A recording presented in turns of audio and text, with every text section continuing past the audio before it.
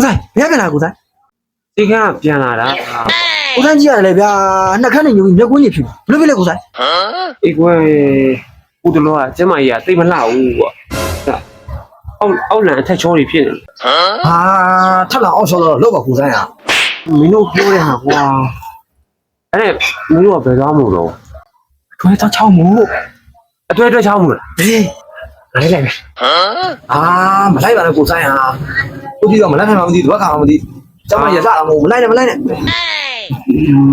မယ်ကွာငါအဲ့လိုမျိုးကိစ္စဆိုရင်တင်းသေးပါစေငါဝါသနာကြီးတယ်ကွာမရအောင်လိုက်မယ်ကွာ ဟောတားမြလဲလိုက်ခဲ့ဗျာလိုက်ခဲ့တားမြညာ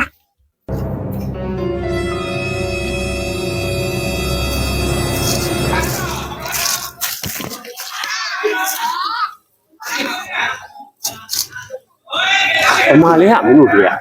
ဟိုပါလေးတရားမအောင်ပါမတွေ့ဘူးလား ငါလည်းမတွေ့ရပါလားကွာ မတွေ့ဘူးညနေဒီနေ့ကိုကိုဆိုင်ဟာ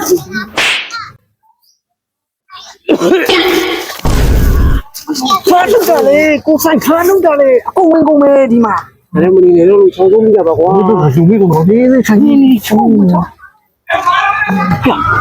ငါဒီလိုကြည့်တာငါစိတ်ထဲမယူမရငါစိတ်မခနဲ့တော့ကွာရိုက်ချလိုက်တော့မငါဟိုရိုက်ချလိုက်ကွာမင်းပြောနေတယ်အေးငါရိုက်ပြီဘာဖြစ်တာတော့မလုပ်နဲ့မလုပ်ထိုင်နေမှာမသိပါနဲ့လုပ်နေထိုင်နေ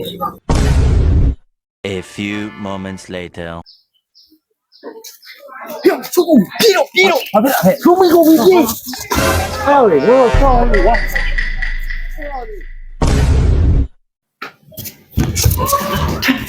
ဟောလိုက်ကွာချုပ်ကုန်ပြေမင်းအောင်လူမလက်ပါနဲ့တတ်တော့ မောလိုက်တာကွာနေရမကောင်းပါဘူးဆိုမှဒီတော့မှာပဲ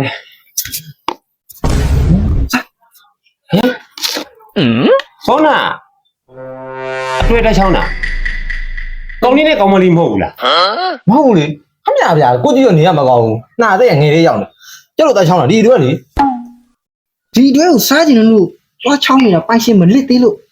အခုလစ်ပြီဆိုပြီးသွားရိုက်လိုက်တာဟိုမှာပိုင်ရှင်မိလို့ပြဿနာကြီးတက်တာဒီအတွဲပေါ့ အစောနာတွားချောင်းလာဒီအတွဲလား ဒီအတွဲလေပေါ့ ဒီအတွဲဆိုလေဒီအတွဲလို့ပြောပါလားမตายရဲ့